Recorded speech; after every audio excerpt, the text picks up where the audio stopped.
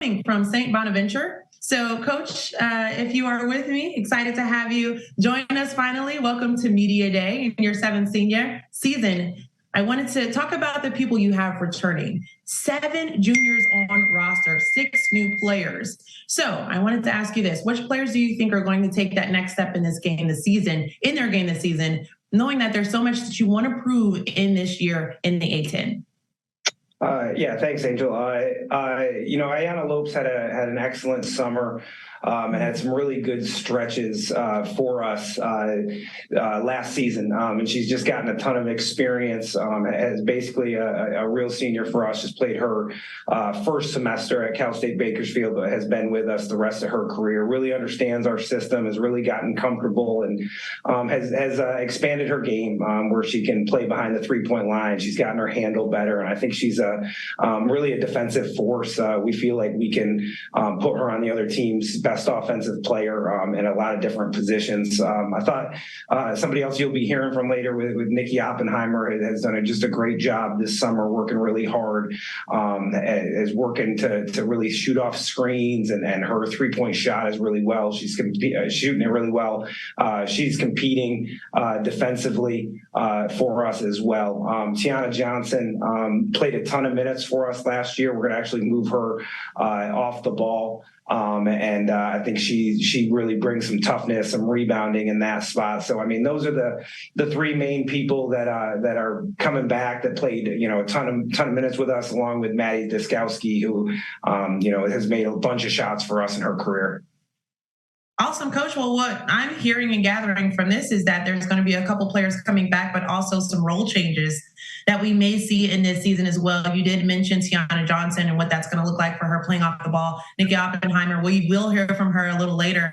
But just as far as how all these players and new faces, along with the players that have already been established within your program, what has it been like to have them integrated into the program at this point? What are you seeing in practices that you've held at this point? Yeah, I like the team a lot. I think we really move the basketball better than we have in the past. The ball moves side to side. It gets to the paint. I think we're taking some better shots. I think the ball movement and the player movement from the newcomers and the returners has been really good. It's just kind of the understanding of where they need to be. Defensively, we can pressure the ball a little bit, and we've got some length. So I think we've got some really good options to stop some of these great, not stop, but I guess limit some of these great offensive players in the A10. So I've been really encouraged with those couple of things. Yes, the A10 is really good from top to bottom, Coach. We will send it over to Jay Sullivan, the Assistant Director of Communications with the A10, who has more questions from the media. So I will send it over to Jay. Coach, good afternoon. Hey, Jay, how are you? Questions? Doing well, thank you. I'm going to jump right into it. I have Jack Milko with A10 Talk. He's going to jump on. Jack, you are good to go. Thanks so much, Jay. Hey, Coach Fleming, hope you're doing well and you're getting ready for the season. So obviously you're picked 15th in the preseason poll. And last season, you guys had a really lot of tough games, but just couldn't finish it out. Going into this season, what are you primarily working on in late game situations down the stretch to make sure that you do close those games out? That's a great question. We really did. We felt like we competed last year and gave ourselves an opportunity in a lot of games. We're a very different team. Not surprised with getting picked 15th when you lose a great player like I'yanna Johnson. She just played a lot differently though. We centered our offense around getting her into ball screens, clearing out sides for her to just kind of do her thing. She was a special player and for us now, I mean, we're trying to be a team where we've got multiple options late game. I think we've added a bunch of shooting as well, so that the floor can be a little bit more spaced. And I referenced a little bit earlier, just being able to get more stops. I think we're hoping that we can put some people in some spots. Where we do a better job of getting that big stop, getting that big rebound down the stretch. All right, Coach, a quick follow-up from Jack. Thanks, Coach. And obviously, as you just alluded to, you lost Aiyana and Tori Harris. Do you want to comment on the current state of college athletics regarding the transfer portal and name, image, and likeness and how it's affected your program? Yeah, it was, when Tori Harris and Aiyana Johnson gave us great years. They graduated. I wish them all the best at getting the opportunities that they've gotten.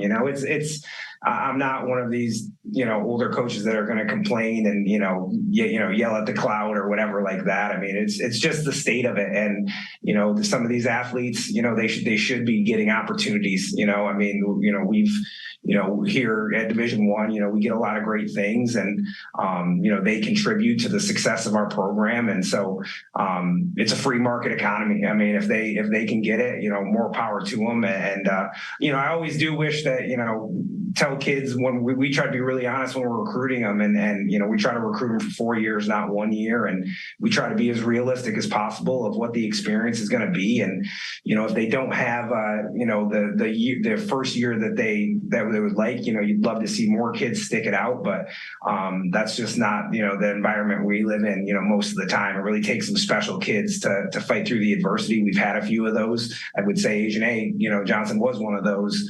So, that's a long-winded answer, but, that's just the climate we live in, and we're going to, continue to navigate that. All right, Coach. Next up, we have Barney Center from 1660 Radio. Barney, you're open. Hi, Jesse. I want to ask you about Maddie. I think she's a heck of a shooter, but I was surprised when I did a little bit of research about this. Only 32% from the three-point stripe last year. How do you look to get that to improve for her this year? Yeah, Maddie, boy, what a tough kid. We kind of found out at the end of the year that she had some real foot stuff that she was just toughing through, and so if you look at her last 6-7 games, really after the Richmond game where she had a really special game that probably won it for us.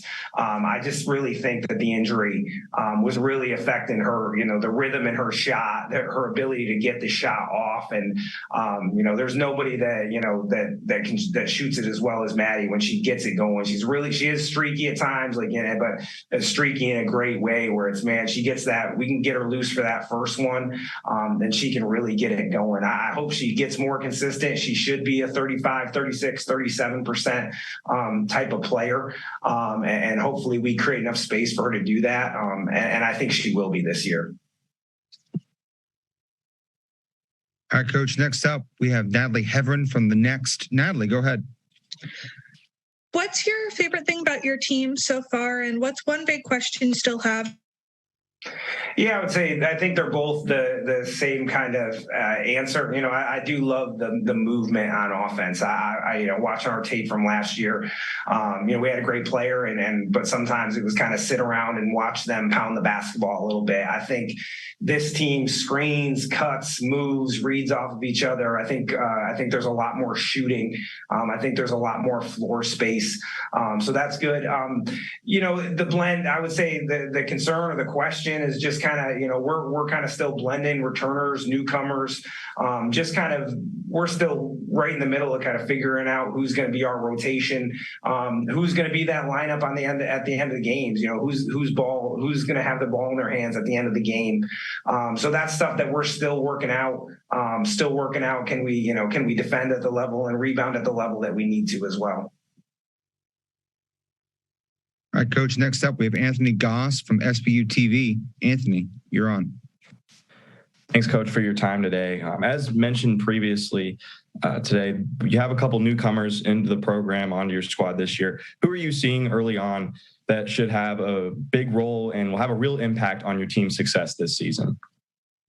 Yeah, I think Keika, Najishka Lassen is going to be a major contributor for us. I think she's going to be our point guard, and I think she can shoot it. She's a great passer. She's a competitor. Won a national title at the junior college level.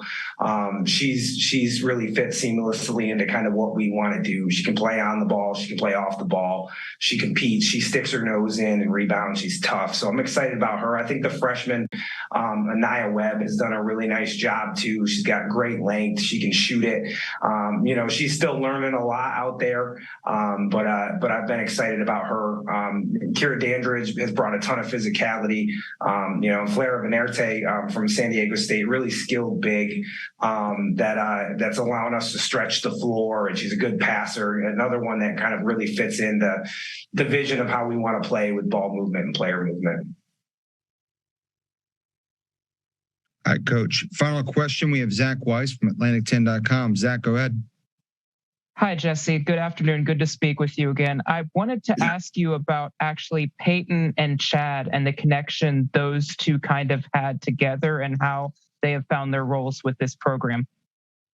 Yeah, Chad's, we're really excited to have Chad join us, brought his team to the junior college Final Four, a guy I've known for a long time, and excited for him to make the jump. He's a heck of a recruiter, and has done a great job already from us. And then, he brought Peyton along with him. Peyton was is a glue player for us, glue player for him as well, made huge shots in the national tournament at the junior college level, and is very versatile. And we really made a dedication to bringing as much shooting as possible. And she's a great shooter, has a quick release, and she can also play a couple multiple positions, the 3 and the 4.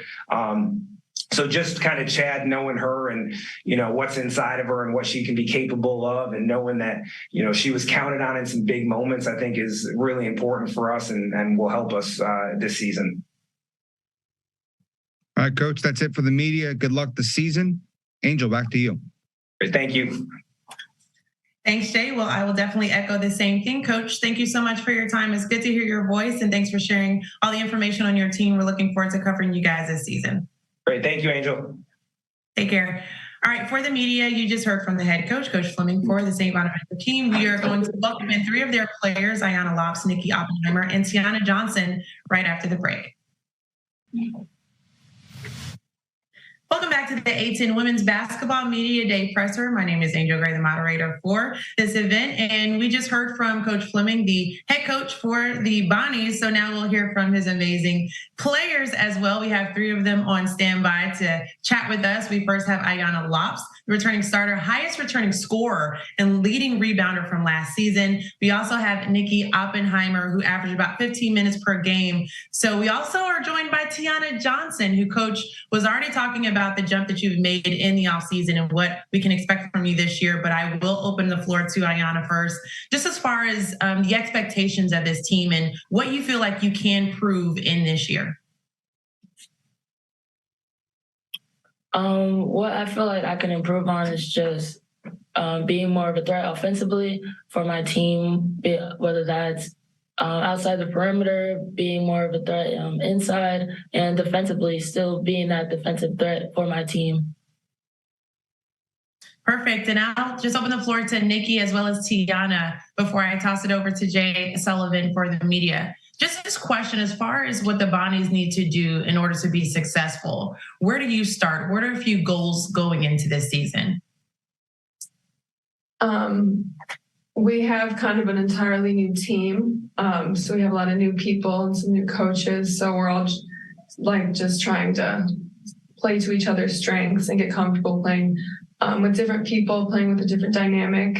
And I feel like it's going to be a different year for us this year, and we're excited about it.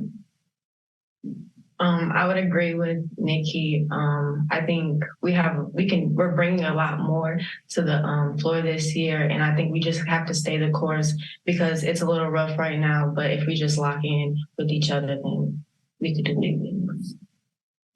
I hear it, Tianna. Lock in. Definitely looking forward to seeing it. I will toss it over to Jay Sullivan, who has more from the media. Jay. Good afternoon, ladies. Got a couple questions from the media. And we're going to start off real quick with Natalie Heverin from The Next. Natalie, go ahead. For each of you, what parts of your game did you work on the most this summer to get ready for this season? For me, the biggest thing was just making sure I was in really good shape, and just perfecting and working on, my shot and just trying to get quicker and faster. so I can be able to play longer and better and defend a little bit more. What I worked on this off season, I think I worked on just getting stronger, my 3-point shot, and just creative finishes around the basket. And then for me, I just worked on everything. I just wasn't a threat at last season. All right, next up, we have Jack Milko from A10 Talk. Jack, go ahead. Ladies, great to speak with you again. We're less than 3 weeks from the start of the season. So in your minds, what is the focus at practice and to make sure that the season gets off on the right foot? Definitely communicating more when we're on the court with each other, building relationships on and off the court, and just making sure that we trust in each other and trust in our coaches and trust in our program. And I definitely feel like we have our first scrimmage Saturday and it's going to show.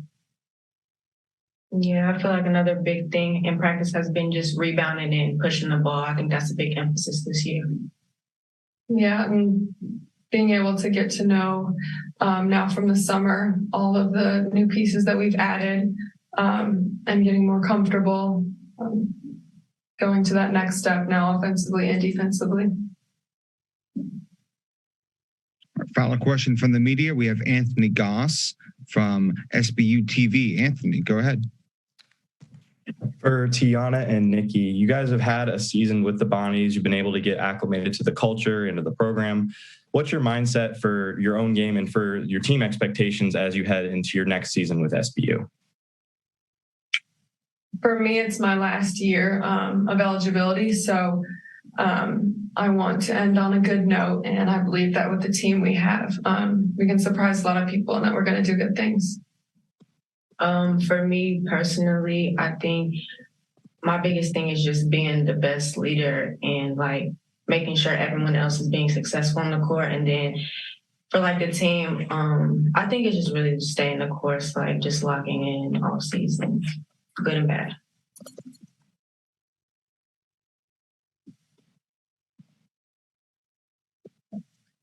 All right. Thank you very much for joining us. Angel, back to you. Ladies, that will do it for you guys. I know that you're excited to continue with me today. So thanks so much for joining us, and we look forward to covering you guys this season.